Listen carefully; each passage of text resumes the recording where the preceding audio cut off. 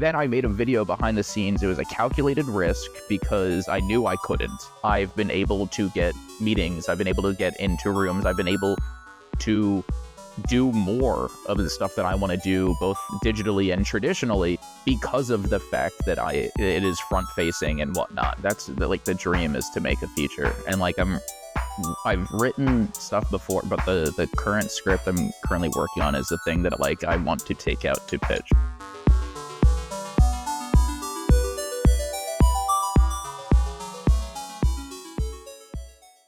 Welcome back to another episode of The Hollywood Hang, a podcast about the highs, lows, and hell no's of this crazy business called Hollywood. I'm one of your hosts, Nick. And I'm Tepper. Today we have a guest that I personally am very excited about, and you probably are too if you're also addicted to TikTok or social media at all. Reece Feldman, aka @Guy with a Movie Camera, has quickly become the Gen Z authority and aficionado in all things film, TV, and entertainment. His TikTok account took off as he was working on set as a production assistant for Amazon's The Marvelous Mrs. Maisel, and he has since been tapped across all major studios, streamers, and award shows, including the Oscars, the Emmys, the Golden Globes, Critics' Choice, to create content for titles in production, new releases, and carpets and press events to share with his over 3 million total followers. Whether on a movie set, hosting a red carpet, or just casually chatting about his new favorite movie or TV show, Reece's passion for the industry is unparalleled. Through his account, Reece has cultivated an audience that is highly interested in experiencing the world of entertainment through his unique lens, thus single-handedly changing the relationship between film marketing and social media. Reece, aka Guy with a Movie Camera, thank you for being with us. Yeah. Your face right now as I read your bio. Hated that. Welcome. No, oh my God. All of our guests struggle to sit through the bio. Yes. I was going to say, they're just doing the 15-second beep, beep, beep, beep, beep, beep, beep. Yeah. Jesus. Reece, I need to tell you, you are literally the reason that I actually started posting, because you made me so much less scared. Maybe if the show's done, I'll go back to film marketing, but I worked in marketing, but so much more on the plotting and planning of social. Mm-hmm. And I had so many people. I was like, someone needs to be behind the scenes. They need to show how cool it is and how fun it is. There used to be DVD extras and people loved those. I grew up on the special features, the making of the Titanic, the James Cameron, that was huge for me. Everything. Yeah, that was all I wanted, and no one was doing that. Yes, and that literally, I saw you and I was like, okay, no, if he's gonna do it, I'm gonna talk about my part of the industry too. And it was just so fun. I think the first video I saw, you were very much a PA and you had chairs in the back of a van or something that you were driving. That was the first video I made that I actually shot, edited for the purpose of actually trying to make something cool. Up until that point, I was just making silly little sketch comedy things that were 10 seconds, closer to Vine. And then that was the first one where I was telling my friends I was working on a TV show. It was for a Mormon reality show called Operation Awesome. It was in the height of the pandemic. So July 2020, I got the job. And it was my first PA thing. I was telling my friends I was working on a TV show, and they're like, oh my God, what are you doing? Are you writing? Are you acting? And I was like, I take out the trash and I get coffee. And I didn't go to film school. So the PA life was something that was not something I was familiar with.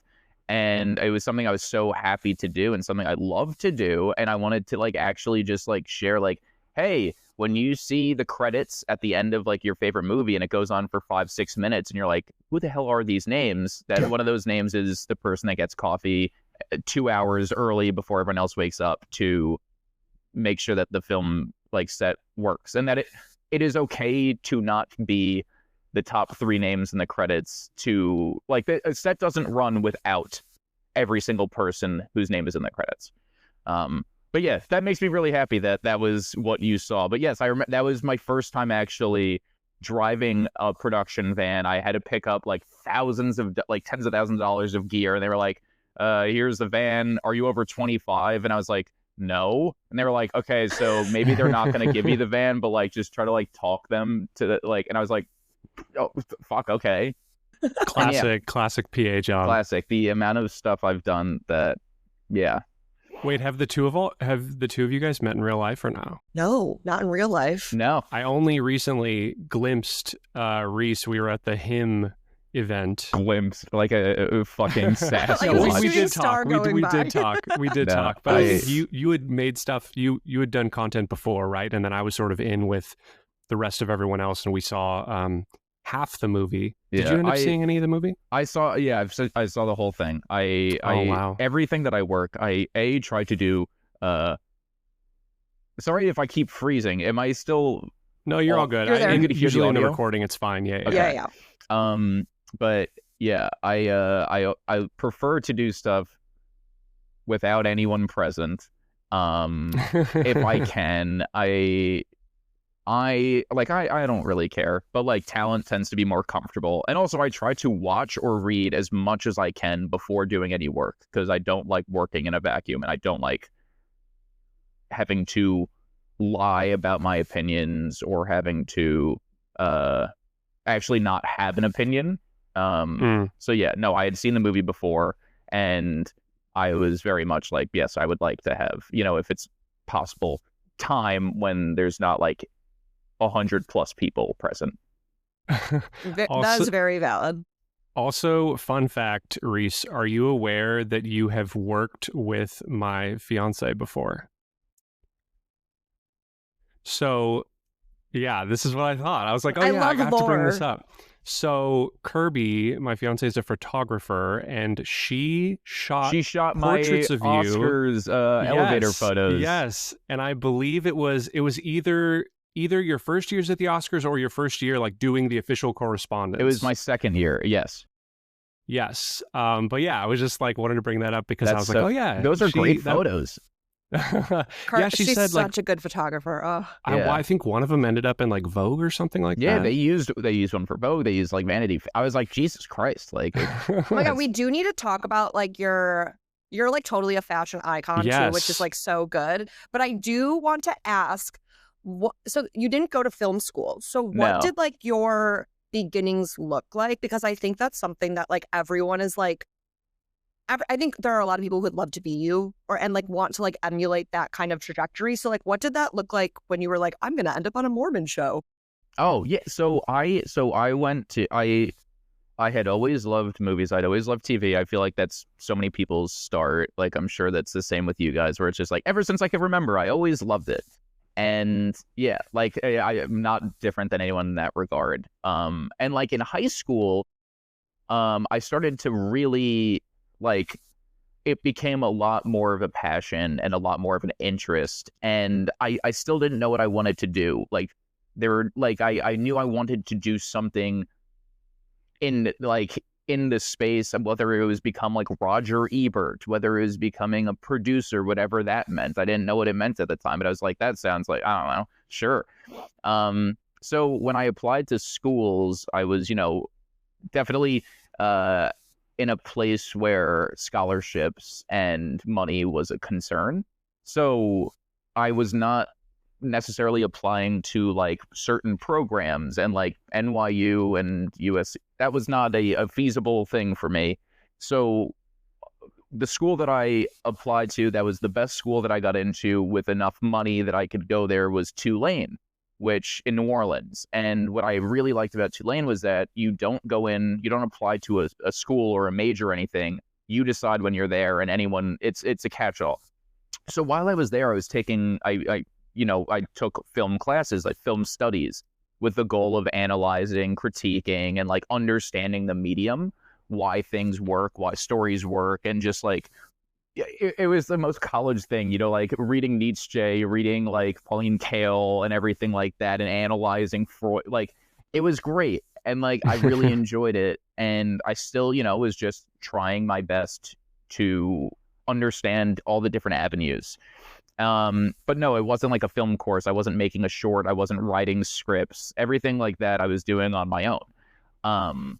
So then during college, I had an internship where I like was just literally like an office person on like this very, very tiny show that I found on like this job application site. The AD on that show really liked me and was like, hey, in a year, if you're still interested in TV, email me. And then March 2020, there was, I don't know if you guys are aware, but there was a virus. what happened? No, tell us. Yeah. But no, I was, missed that. yeah. So I graduated, I was emailing literally like hundreds of people. And then finally, like that person who I'd emailed in like April didn't even email me back, but like I got a call randomly from some random number being like, hey, can you be in Connecticut in 3 days? And I was like, wait, who is this and for what? Do you like you didn't say anything else? And they're like, oh, I thought that you would know, like, to be a PA on like this show, like, can you pick up, blah, blah, blah. And I was like, yeah, sure. Then like the next day I called back like, hey, is this real? That person was no longer on the show. I got a new number and they were like, oh, were you hired? And I was like, yes. And then they're like, okay, great. So you're going to come to Connecticut. And I was like, great. And that was basically how I learned everything. That first week, I was like, okay, I'm masked up. I'm going to do this thing. And I went to Connecticut and then I worked on this show that traveled across the country. I learned everything in like such a short time. The show shot over 2 months. I was picking up production vans. I was helping the camera, and everyone on reality, it was not union. So it was like super loose. People would be like, yeah, hold this camera. Like, yeah, like here, like climb this ladder. climb this. Exactly. Like here, this is how you get a stinger and roll it up. And like, I was learning everything on the fly. And to my credit, I was a pretty good PA. I got recommended to Real Housewives of New Jersey. And that was like, whoa. Yeah. And then I worked there for a couple months. Little known. I feel like that some people. That's good lore. This is a Whoa. And during all this, so like during that first job, I started posting behind the scenes.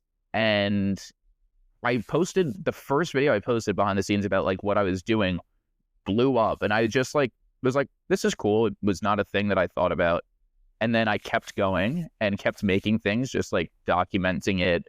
And then for Housewives, I had to like reel it back because like that's a bigger show. And I was still, I was working, I was like transcribing audio. Like I was like had to like write down words that I had never spoken before from the ladies. And yeah, but like I would learn how to light a room for like full coverage, and like they would trust me to do stuff. They would trust me like with tasks. It was great. And like I'm all like pro union, but that was really cool to work in an environment where I could touch outlets and I could like really mess around and like you could like learn way more. Course. Yeah. Like, I mean, like is... it's not something I would want to do again. I like the hours were insane and like the protections were not. That's it's a give and take. But then from there, I got hired. I interviewed to be on The Marvelous Mrs. Maisel as an office PA. And there it was like an even step up with security and everything. And then I made a video behind the scenes. It was a calculated risk because I knew I couldn't. And I knew that... This is what I wanted to talk about. Yeah. Yeah, I Yes. knew that wouldn't be allowed. Because in reality, it was like, just don't fucking like point the camera at like the talent and they won't give a shit. And like no one cared because there's no one to keep you in check. Whereas like with this, you could get fined, you could get fired, and that could be a stain. And basically before like a winter break, I made a video about like wrapping gifts for the crew, and it was like I was very careful, like nothing was exposed. There was no call sheets in the background. There was nothing. I didn't even say the name of the show, but it blew up, and it got to the people in charge, and then there was a big conversation. I found out after the fact whether I get fired or whether like what happens, and basically it got to the Amazon like marketing, publicity, digital team, and they were like, we should like hire him to do stuff. And so I was working as an office PA. And how long had you been on that show when you posted that video? About a month or so. And So I it was think like still pretty early. Yeah. I think what's Sorry like that so also like feel free to cut out all this because I feel like I talked for a minute. No. It's so I think it's like something really important for people to realize. Like before you really started posting, like I was scared for my life about being fired on sets. Like it still was not common practice to allow people to record even like when you were there. But like, it was such always a missed opportunity that you were kind of like, why isn't someone doing it? And I feel Yeah. like you really opened like a floodgate of, this is insane. Why isn't Amazon just That was doing this my themselves? that was my thinking, and it was like, I mean, it was just like, it was focused on me and the other office PAs wrapping gifts and like coordinating lunches and stuff. And like, I will say candidly, like, it was a calculated risk. I knew it was wrong, and I knew I could be fired. I also knew I had enough connections in reality where I'd be fine. I also, like, this was a very thought out thing where I was like, I have 3 months rent saved up and enough to like pay for Whoa. food. So so God you knew forbid. that it could. Oh, Yeah. fully. This wasn't like a la la la la. Like, I Yeah. was It like, wasn't like you were looking for clout. You were really like, this is like what I think is a good move it for was so not going many to happen reasons. without, this would be the only time I would get a conversation. And the thing was, if it didn't do well, it wouldn't have, no one would have found it. It would have been fine. Yeah. And if it did do well, it is a conversation. And I will say, like, I think it could have turned out very differently if I don't look the way I do. If I, you know, there's, Mhm. I think there's an added layer of privilege to it where it's like, I recognize that now, I think, where I'm like, I don't know if this would have been the story for everyone. And while I'm happy that it was a story for me, I'm like also very much like, it's odd because I know that that wouldn't be the case for a lot of people. And that like you like could take the risk. Like that you were like, I Yeah, can do the risk. Yeah. Yeah, where they're like, oh, well, he's serious and like whatever bullshit like they wanted to say. But no, it was like, it was great because then the like Amazon people like really were like, what do you want to do? And I was like, in a perfect world, I'd like to follow around Tony Shalhoub for a day. I want to show what he does in a day. And we made that video. And then I was like, I would Wow. love to see Midge Maisel. I would love to see her give a tour of the set. And then we made that video, and those videos did great. And people were like, this is so cool. How? And I was like, this is all I've ever wanted to do, is not even tell people to watch this show, but to tell people that this is there. You can watch it if you'd like. This is some of the stuff that this is. This is the personalities behind the people that make it. This is the type of production value. This is what you can see. And like, you don't have to like the show, but I want you to watch it so that you can inform your own opinion. And from there, Amazon was like, yeah, let's do that. We did something with the I think it was the CFDA, like the costume, whatever.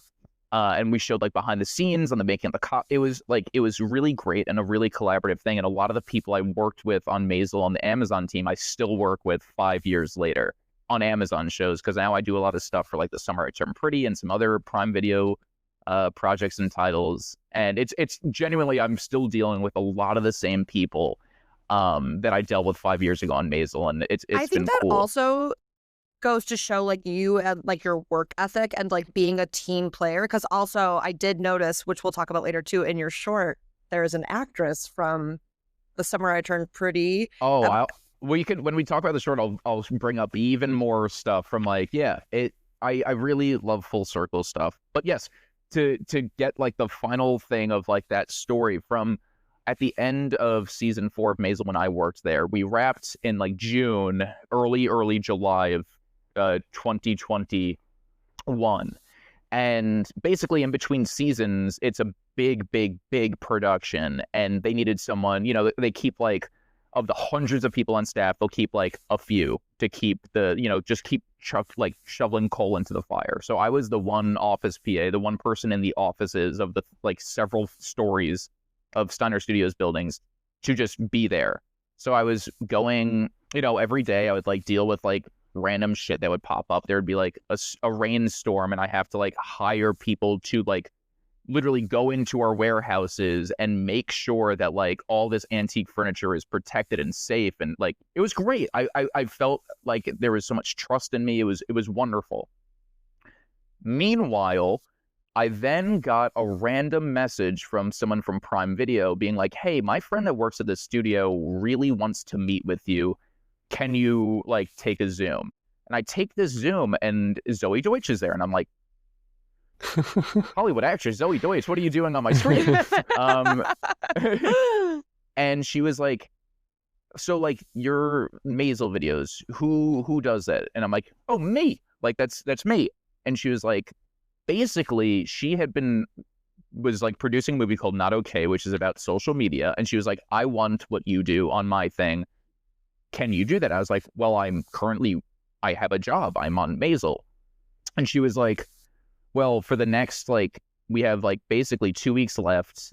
The entire rest of it is night shoots. And I was like, okay. And she was like, what are your hours? And I was like, 8 to 6. And she was like, we basically figured out that I would then go from Maisel. I would bike from Manhattan to Steiner Studios, work Maisel 8 to 6. I would then bike to Long Island City, get there at 6:30, and then work from like 6:30 to like, 2:30, doing behind the scenes on this movie Not Okay. And it was amazing because Quinn, the writer director, Zoe, the producer, Quinn Shepard, the director, the writer director, and then Zoe Deutsch, who is the like lead star and producer, along with the Searchlight people who were like very hands-on, let me do whatever. They were like, have fun, do whatever, run it by Quinn and Zoe, and they can approve it. So I was recording stuff, coming up with ideas and plans, and we were shooting stuff and in real time posting from this thing. And like, it was creating this, it was like the coolest thing ever. And I don't know if it'll ever happen again, but like in real time, we were like putting stuff out there. People were like, what is this movie even about? I can't wait to watch. And yeah, so for 2 weeks I was doing that. And then throughout the rest of the campaign, when it came out the next summer, I was still releasing videos. And then by the end of 2021, I didn't return to Maisel because I was like, I had been offered a job and like a step up, but it would have been, I can't do social anymore because it would have been in like the writers department, and that would have been something that I can't just like have a side gig. So I had to turn down the writer's PA role, which was like insane to me because that was all I ever wanted. And then I was like, well, I feel like if I come back to this in a year and a half, it's not going to be there. So I'm going to try this thing. And then I, went fully off on social and did that like on my own. And then, yeah, the rest has been history. Then from there, I was getting tapped by other studios and award shows, and the very nice intro that you gave that came all from beginning of 2022 on. So that's we've now wasted 15-20 minutes of me spiel. That is not wasted. No. Perfect. For the listeners, writers PA is basically like the PA of the writer's room instead of the production PA, and that role often leads to, or it can lead to, writer's assistant, which then in theory leads to getting writer's in the room and getting it. Yeah. So it hurt a lot to turn that down, and then to have to leave, like basically to be like, well, see you guys, because like you don't turn down a job and then just stay on. So I was like, yeah, but another risk that you took. It's so interesting because I had thought that the lore was that you kind of accidentally created a new position on set, but you kind of did it like on purpose. It seemed like you kind of had this vision of like at least trying to do this. It wasn't like, oh, I made a goofy video and then it went viral and I didn't like, it seemed like you did kind of have a plan of like, what would happen if I did this? Yes, but it wasn't like, I didn't think I was going to like create a new job or anything, because like the EPK crew has always been a thing, and like I still intended to be an office PA, which I was at the time. I just wanted to do more. I wanted there to be something else that I could contribute. And yeah, like I don't think it was as calculated as like I will then create like it was more so like I knew I wanted to do it, and I knew it was stuff that I wanted to see as like a lover of film and TV and production. And I knew that it would lead to a conversation. I didn't know where that conversation would lead. I didn't know what else would happen, but I knew that there was a lack, and there was like a space to be filled. Well, that's like Hollywood is so secretive for reasons still unbeknownst to me. It's like, why are all these scripts so hidden and tucked away? Because it's like anyone should be able to read them. It's just a script. Like you can't steal the script once it exists. And I feel like that was the same always for how a movie gets made, how these jobs exist, where you find these jobs. And I feel like you really opened up the door for people to be like, well, I have chairs back here and like cameras, and like this is what a PA does. Which I think was not the norm then. It's still very secretive. It is, and I don't like walls. I really, and like it's another thing, like to speak to privilege, where it's like historically it's people like me that, you know, benefit from it. And while I don't have like a last name and that's not how I got on, it I don't like the idea that people assume you have to look like X or be X to be involved in film. And I also just think that there's so many avenues to be involved in film that don't require being a star, don't require being a household name. And I always liked highlighting that, and I always liked having it feel a lot more attainable. Like I'd love, like my favorite videos are always ones I make where people watch and they're like, oh my God, wait, this person actually seems kind of cool. Like I thought that they were like a, you know, a stuffy, like I feel like there's a perception that Christopher Nolan is this like very serious, he's a British person that wears a suit. And it's like, no, he's a lover of cinema. He watches schlocky 80s horror films the same way I do. And it doesn't have to be this like weird thing of access and whatnot, that it can be open to whomever as long as people are willing to not gatekeep so heavily. And I also think like, yeah, some people want to gatekeep, and you know, if the system works for them, why change it? But like, yeah, I don't know. I also don't think that things need to be in this industry, and like especially today, don't need to be as competitive. There's enough space for everyone. It used to be, I understand in like the 60s or like I should say the 40s with cinema, where it's like there's only X number of studios. There is literally X number of theaters and X number of film reels that can be used to show this amount of movies, and that is it. And that is not the case anymore with digital and with distribution. I'm curious.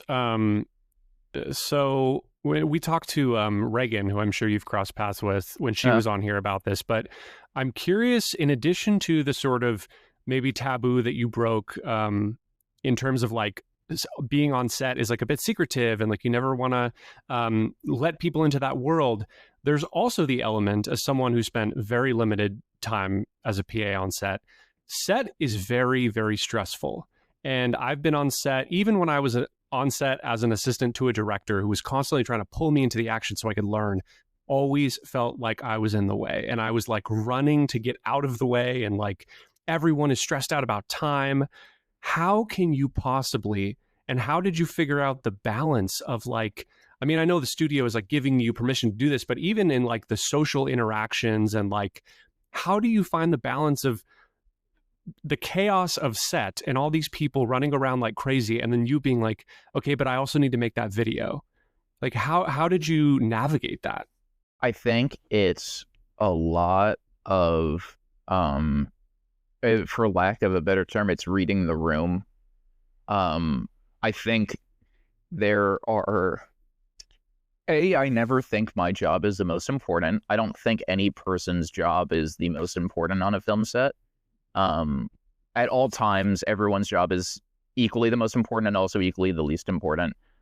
But I think it is reading the room. Like, like a very like macro level view is like, hey, if I'm working on a film set, like if I'm there for a few weeks and I know that today there is going to be an intimacy scene in the morning, and then at night there is a super intense emotional scene at the back half of the script where the main character is crying, I'm like, hey, so like I actually don't think I should come to set today, or if I'm coming to set today, I don't want to do anything related to talent. It can only be behind the scenes of everyone else, because talent definitely doesn't want to do that. However, if I see like the one-liner or the dudes or whatever, the call sheet, I'm like, oh, it's just like establishing shots where we have like locked off cameras of people crossing the street and stuff. That's a great day where it takes like 20, 30 minutes in between setups to reset thing. And I know that like that's a good day to be fun. They don't have to worry about lines or memorizing anything as much. So it's a very interpersonal. It's also like I don't know what's going on in everyone's lives, but I can tell if someone is excited, if someone is not. And sometimes I could literally just like I'll feel something and I'm like, hey, should we just like push everything till tomorrow? And then like the actor or actress will be like, yes, oh, thank you so much. Like, I'm sorry, I did. And I'm like, hey, don't even like, don't.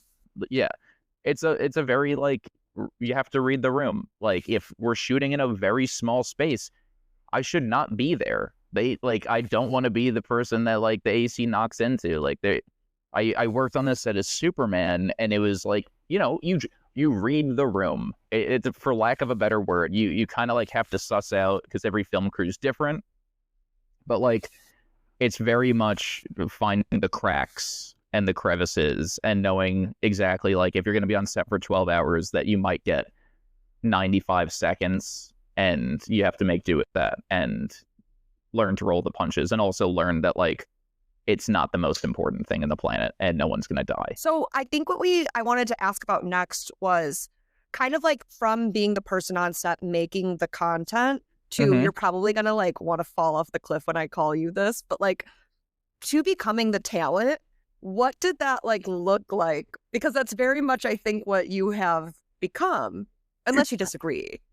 It depends. It depends. Because there are certain things I've worked on that it's funny when I see, sometimes I'll see a comment that's like, was like, at Reece, did at Reece make this? And I love that because I'm like, excellent. Maybe there's a part of me that like there are times where I still do it where I'll work on set that is not anything me or anything like that.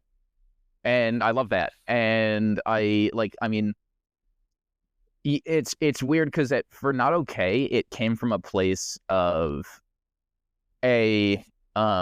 like I had to make stuff, and oftentimes you need the other person to be involved, and I was the person available, which is like, I mean, like people always joke about like, oh, the intern that like has to make these, and it's like, yes, we all know it's not an intern, but like it came from that. And because I had been making videos on Maisel, that like from my account, when I would get hired by studios, they're like, hey, like the ideas that you're submitting don't have you in them. And I'd be like, okay. And they're like, well, you should be in it. And I still struggle with that.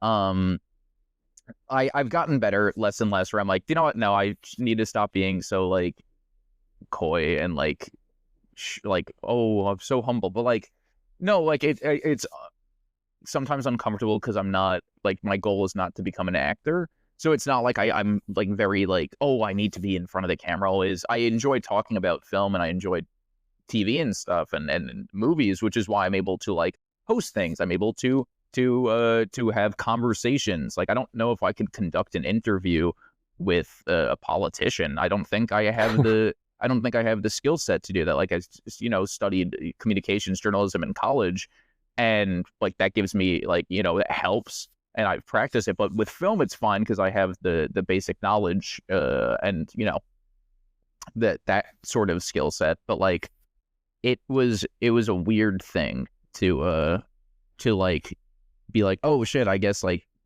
that is like I am present online and I have like a presence that is like that people acknowledge, and I'm like, oh, I guess my anonymity is no longer up to me, which has been odd, but has also been super helpful.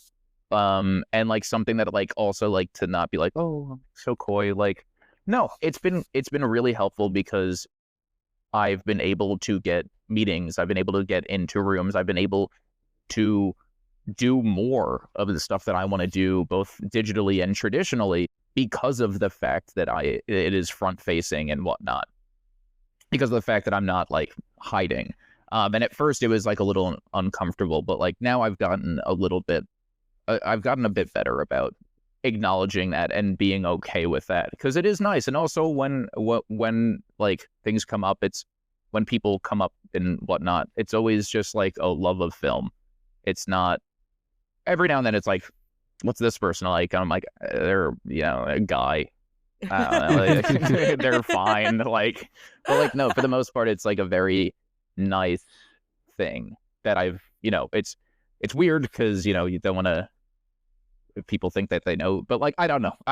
Yeah. Well, I think I haven't gotten better about talking about it, but I do think it's interesting because I think sometimes people, I think what you did was really smart because sometimes it could be so about the talent, but like this is your page and you have dreams and aspirations that like are not directly aligned with just posting about TV, like posting about shows that you're not working on or movies that you're not making. Like you have your own goals. And I think like it's been really nice to watch you filter that through as well.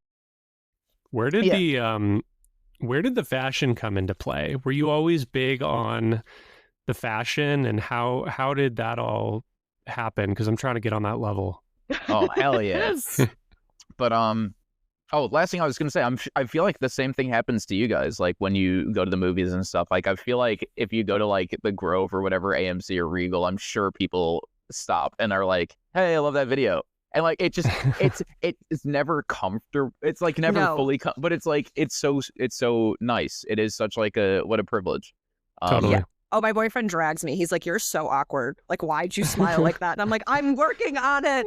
Yeah. No, I don't think anyone's ever. Yeah.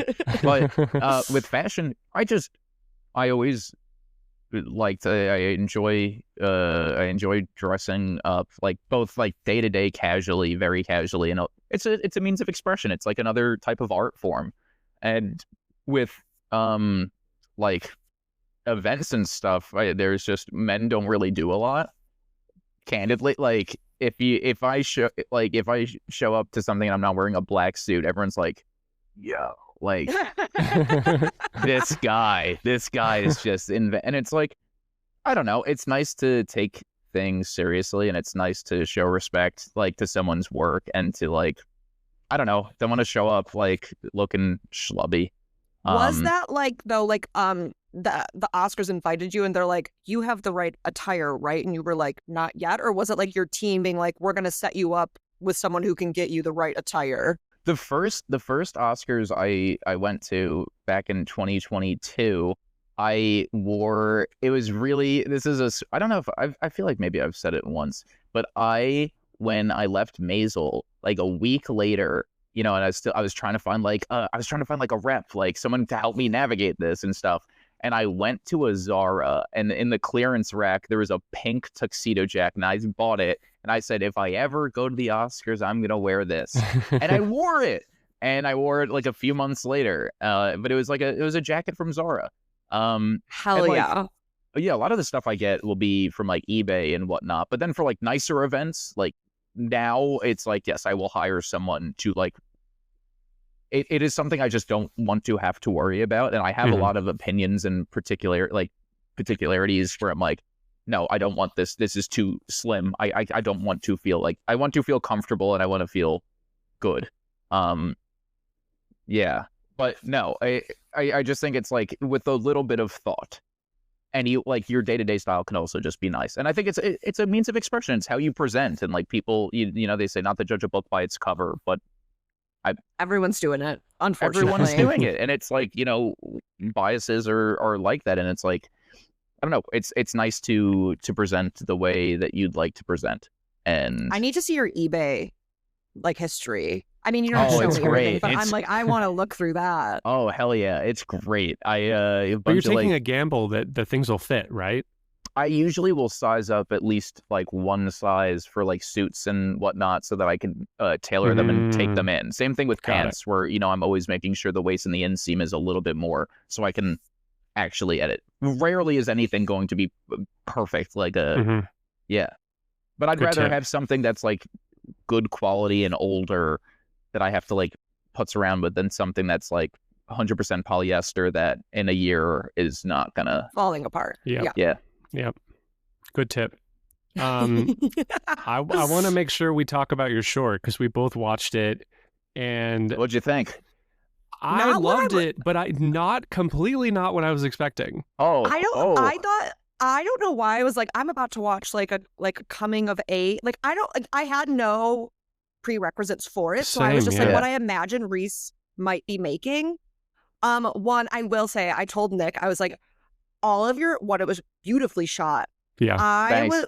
I could not, every actress, they are so stunning and talented. Like, I was just leaning into their face. Like, the performances that you got out of them, like, were just so compelling and, like, so grounded in such a, are we allowed to talk Yeah, we about? could talk about it. Okay, perfect. Has it played a couple festivals? It played at Cannes, which is cool, and then it played Right. at Holly Shorts, and then it goes to Woodstock. Oh, Wow. I think that gets announced in like a couple days. I don't know.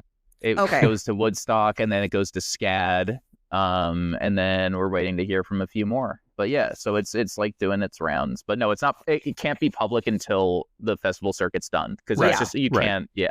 because otherwise Yeah. it'll be like disqualified or whatever Yes. that is. Exactly. What I'm kind of curious, how did every piece of this come together? And like, I mean, I think it would be safe to say that like your career, the social media, your TikTok and Instagram, like really helped to get you in a position to make something like this amazing and like this high quality. Like, what did it look like putting the pieces together?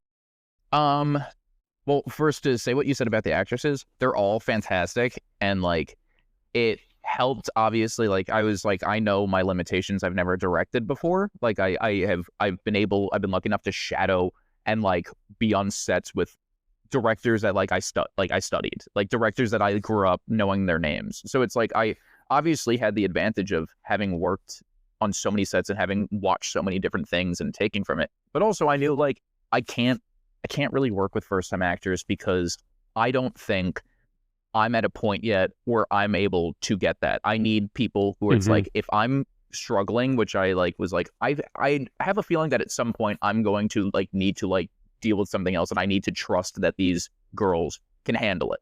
And like once or twice that happened where I didn't have to worry and I didn't have to like really give notes, and they're all so great. And also I very much believe in casting, like not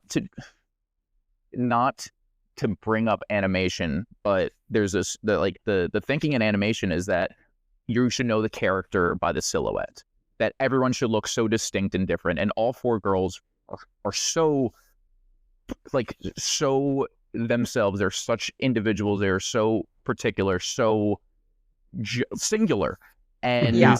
it works where it's like, oh, okay, I don't even have to necessarily know their names. That is her. That is her. That is her. Yeah. Yeah. But as far as how it came about was TikTok and Ken have been partnered now for a few years, and like to keep growing the partnership, the conversation between them was like, hey, do you have anyone that can like show a short here at the festival this year? And they were like, I don't know, but there's a person that we can ask who might have something. And they asked me, and I was like, no, but I could get it to you by this date. So that was in like end of January, and then I wrote it basically the first week of February, and then I was editing for a couple weeks, and then started the conversations of reaching out to people, bringing on a producer, finding a DP. Then in March was all of pre-production, all of like, you know, planning shots, planning everything like that, planning you know, what car we're gonna find, how we're gonna shoot it, all that jazz. And then we shot the first week of April. And then we had April to do the entire post-production, like go through everything in post, find the music, find the art, find everything. And then by the first week of May, we were entirely DCP exported and everything and ready for our screening on May 10th. Wow.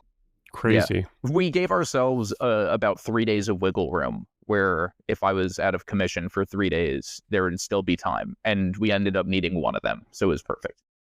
And was the implication like that if Can liked it, then it could play there? Or was it kind of like, hey, no pressure, but this is going to play in this slot? Yeah, that. So it was like, I really love when I'm tasked with not fucking up. Like, that's one of my favorite things is when someone's like, hey, you're here. Like, I went with TikTok to the Met Gala, and they were like, we have not been here before. Please, like, represent us well. And I'm like, I will make sure to not be a headline. Like, that is like, it's the same thing with like working with big filmmakers, where a studio's like, this person grew up and like was making movies before the advent of the digital camera. This is not TikTok. Digital is not something they know necessarily like or predisposed to. Good luck. And like I really love that, because it's like I want people to be happy. I want people to be proud. But like with this, it was I knew that there would be eyes, and I also knew that because I have a presence online that like I don't get to like do the thing where it's like, oh, I'm in college, I can make my shitty first short film and no one sees it and I could bury it. And I was like, fuck, like I actually have to like make something that is like at least okay. And I am very happy with it. Like obviously there's things I change now, like even Everyone a few months. would. I mean, yes, but I'm like, no, I'm genuinely like the tone and the heart of what I set out to make is there. Yeah, the tone especially, like I think like completely honestly, I think it's great because like I've seen everybody has a short film. Everyone in LA has a short film. Like, you know, I went to film school, we all made really bad short films. I think the worst thing you can do is just make a bland short film, because a short film is basically supposed to be a sample of your specific voice and tone. And this was like weird, but also specific. And I could feel the kind of references to, you know, there's the Christine name drop. And like, it was just, yeah, it was like, I was like, this is weird. This is great. Well, yeah, Nice. it was so so grounded. I was definitely, is it Whitney Peak's character who's like a Yes. little more like, what the, that was Yeah. like me. I was like, what the fuck? What? Yeah. And then I just was like, I like agree with all of them though. Like, this is the only rational steps to be taking in this process to take down the monster of the film. But like, it was, the perspectives of each character were so unique that I was like, that's, I think, like really hard for filmmakers to really have a distinct voice to each person and each And of not the actors. everyone sound exactly the same.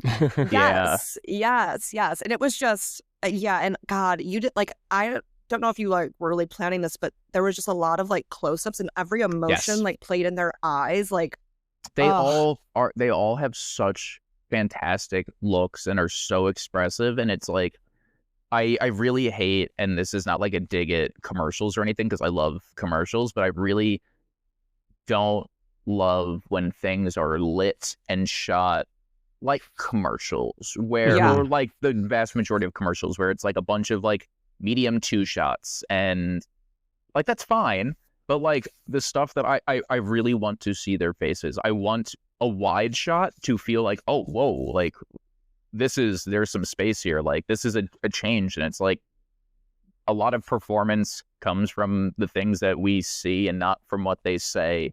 And Shane Bagwell, who is the DP on it, I met with a bunch of DPs who were all super talented and like all had very different takes, which were probably really good takes had we like gone with them. But those were like quicker, more like the camera's like, you know, it's a lot freer. And I'm very much someone that loves a locked off camera, that loves when there's something different, when the camera moves, you're like, whoa, like we feel that. And he is very much that, where it's like, it's dark, there's shadows over their faces, it's moody, and it's like, what is this weird? And that's, weird is a good word for it. It's a nice amalgamation of so many different things that I love, where it's like, I wanted it to feel like, you know, like some like weird 70s like kind of feel and texture and 80s texture to it, but also they're talking like regular people that are just like kind of goofing around, but also kind of like Beth is annoyed, which I love, where she's just like, this is frustrating me, because why are we even entertaining this? Yeah. Do you think making a feature is in your future? Would you be open to doing that? Of the short? Of either adapting that or just making yes. I mean, like that's the dream, is to make a feature. And like I've written stuff before, but the current script I'm currently working on is the thing that like I want to take out to pitch, where I feel really good about it. And it is tonally, it's like, it's very similar. I'm like, the short Wait Your Car is very much the vibe and sensibilities of what I'd like to make. Which is perfect, because that's it's the your directing calling sample. card. Yeah. Yeah. Wait, I need to ask, in that, I think a lot of people get scared of going on social media and becoming an influencer and then being like, all people are going to see me as is an influencer. How have you navigated being like, yeah, I make movie content, but I don't want to be about just the marketing. Like, I want to make movies. Like, was it a team discussion, or was that like you're just really pushing forward on that? No, I think like it would be insane for me to like pretend that I'm not online. Like I don't know. I don't think it's something to be ashamed of. Like I think there was a time where I was like a little bit like, no, I need to be taken seriously and I need to. I'm like, no, it doesn't matter. Like it's such a privilege that I get to like have a little tiny platform that I've made, and also like it's fine to be associated with something that I really enjoy. I mean, my thing is like if I were to like fully become a filmmaker, I would still be on social. I'd still be sharing. I would still be like wanting to show behind the scenes and showing how things are made. I just like wouldn't want it to be my job to like my main focus. Like I would love for that to still be a thing, but just for it to not be my main thing. And like even if that's what I'm associated with, that's fine, but at least internally I know that is not my main thing. But no, I don't think it's like it should be looked down on or anything. Like I don't like the idea that what made you known or who you are is something that you should like hide or push away. And it's like, no, it's like I'm so glad that like I've been able to do so many really cool things that I'm proud of, and that like people would kill to do, and like to like play that off as like now I'm past that, I'm beyond that, is I think a little insulting. Where it's like, I mean, there's like you have like some of my favorite filmmakers of today, like Zach Cregger, Jordan Peele, like they started in comedy, and like Quinta Brunson was like doing BuzzFeed, and it's like Yes. they don't shy away from that past. They don't shy away from like what got them to where they are, and they revel. Like I think that's really beautiful that they don't have to pretend like they didn't have a journey that just magically appeared, that like, oh, she just won an Emmy. It's like, no, she like worked to get to that point, and like did stuff that like, yes, like I'm sure the Emmys would be like, what is this YouTube like? But I don't know. I digress. I don't know how you guys feel about that. Like, is it internally, because I know you guys have like written stuff that's been made, and like is there that thinking like on your guys' part? Also, I'm so sorry that I feel like I've just been talking this whole time. No, it's an interview. That's literally okay. That's the point. I think on our end, because we came more from screenwriting and then moved into creating content, there's definitely a snobbiness of like the artsy people who like don't think social media is serious, that they're like, they kind of find it like an ick. They're like, oh, like you're not a real screenwriter if like you do this. Nick, I don't know if that's how people have, but doing it, I love it. I love both of the things. So like I have no regrets, but it's definitely like people definitely have some eyeballs. I find it very funny because I'm like, I think about like the people that share the most, the filmmakers that share the most today. You have James Gunn and Edgar Wright, who will literally like post like, for this shot, this is how we broke it down, and this is like the reference. And I'm like, that's amazing. That's what you should be doing. That's what Why isn't everyone doing that? Yes. That's what people are doing. And it's like, I also understand that like people are busy, and also some people don't want to share, and they don't have to share because, you know, like it's nice to have a separation between personal life and work life. Because I also don't think that everyone's work life should be their personal life and vice versa. Yeah. That's the hard part. Yeah. So you've done Oscars, Met Gala, like you've worked with all these cool filmmakers. Do you still have like an event or filmmaker that is like, oh, I'm still chasing this thing or this person? I would like to do something like built out, something really cool with Spielberg, because he's like, that's, you know, like, I think he's the best director of all time. Hot take. Sorry. Like, I think he's the one that I would love to really like get to sit down and chat with, because he's like the person that's inspired me the most. Like, he's like the one. As far as events or anything goes, not really. Like, I'm really happy with what I've done, and like I think there are certain things I still want to show, and certain things that I still want to like highlight and like unearth. Like the thing that I feel like I'm most proud of was doing like this thing with Christopher Nolan and Emma Thomas with like the IMAX theater and showing like IMAX film reels and the difference and why that's important. Like that was amazing. Like that's exactly what I want to do, and that's exactly like I want to make these titans of the industry feel like people. But Which yeah, I think you do so well. Yeah. Because Christopher Thanks. Nolan would scare me. And like, are you nervous when you go to these, or are you just like, I know this is like my job and this is this? There's only been a few times I've been like genuinely nervous, and like it was that time when I first met him, because now it feels weird, but like I've met him like a decent amount where I'm like, well, that's so odd. But like that first time was a little, I had to like shift into work mode, and then after the fact I had to like debrief myself and be like, what the fuck? And it was the same thing with James Cameron, where when I met him for the first time I was like, this is a little odd. Yeah. That being said, I would also like to add to that list of Spielberg, John Carpenter, because he is like he's one of my guys. Like that. He's one of my guys too, and I hate to say it, I think you're much more likely to get Spielberg. I know. No, I know. If like unless like I'm playing like Fortnite and like I accidentally come across him in the Oh yeah, he's a big gamer, right? He's a huge gamer. Yeah. But like I'm trying to think who else. Like I'm trying to think who like other directors that are still living that like I'm like I'm trying. Yeah, like I was lucky enough to. That's tough. I feel like, I mean, Spielberg feels like a great like I met Jane Campion. Like that was fucking awesome. Wow. I haven't done like a real sit down or anything, but like that was cool. But like, yeah, that would be cool. But no, Spielberg would be the one that I'm like, if I could actually sit down and like discuss and like try to share, I would. That would be weird. He's a listener of this podcast, so as soon as this drops, you're probably going to get a call. Right after it drops, yeah. Stevie, yeah. I've been waiting. Yeah, waiting for the call. But yeah, probably him. Is there one for you guys that like? Ryan Coogler is probably right now my like. I just think he's like the one coming up that's like gonna guide a lot of us. Like, I mean, the IMAX video did more good. That was so crazy.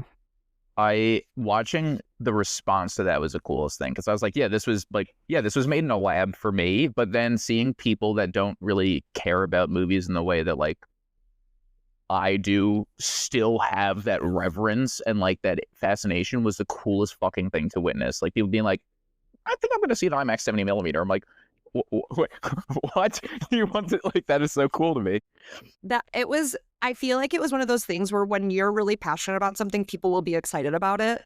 Yeah. Like, I was just leaning in because I'm like, I don't completely understand like the technology and like the history of everything like that. And so I was just like, oh, someone is so passionate and excited. And yeah, I just think he's like a very good person to want to follow of like the future of this industry. Yeah, he would be someone cool to talk. But that also feels like I know he's going to be around and doing stuff. Yes, so I'm like, I hope that our paths cross. I'm sure they will. I'm sure they will. Nick, what about you?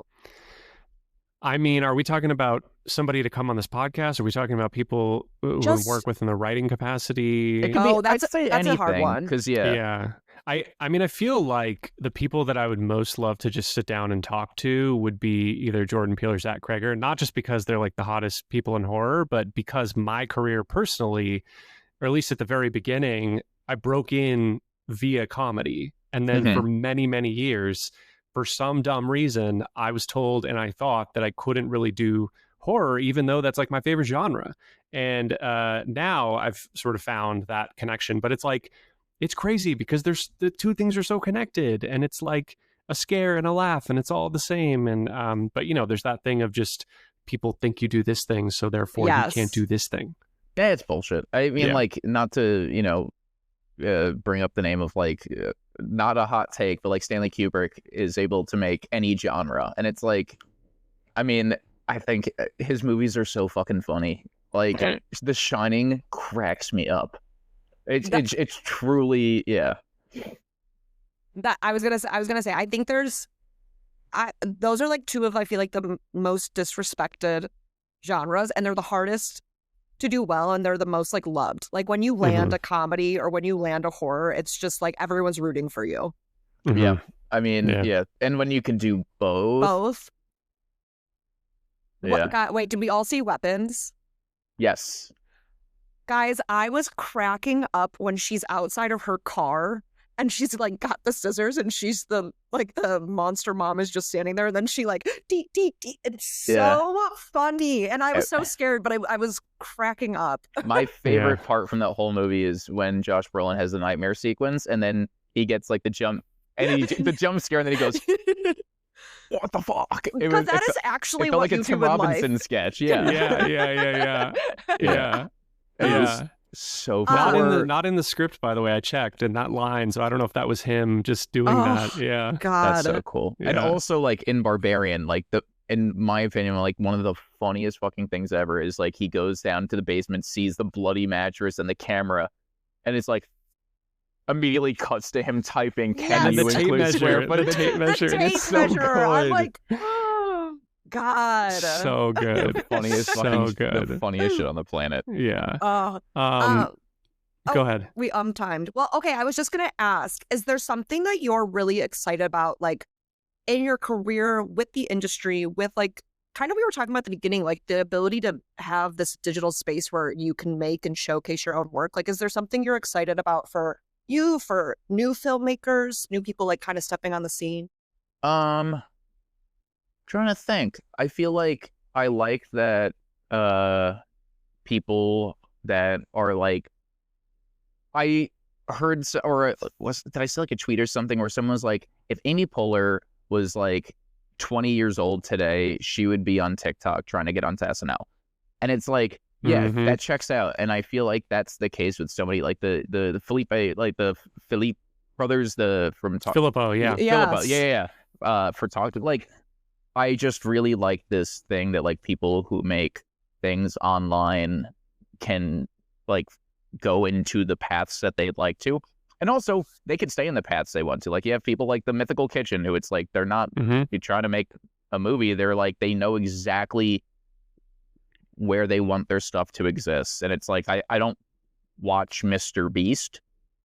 That's not my MO, but like, I think it's cool that he exists like on YouTube and has this like world that he's not trying to like make a box office whatever run or something like that. Like I think it's okay to want to go to more traditional paths that like we obviously like grew up loving and like admire, but also that like you don't have to do that to be successful. That you can have success in other ways that are not what or more quote unquote traditional, which I think is cool.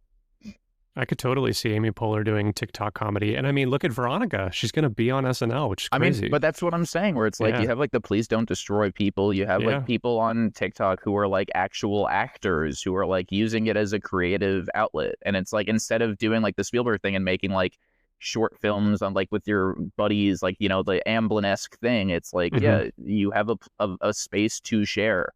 Like, I don't know. I think that's really cool. And I think judgment is silly, especially for that. Like I find that, so I don't know. I find that very distasteful for people to look down on something that also especially they're not we're all even watching doing it. Yes, we're all taking it. So you're just like hating on someone taking a risk that maybe you're just too scared to take. Actually, a lot of the times is what I feel.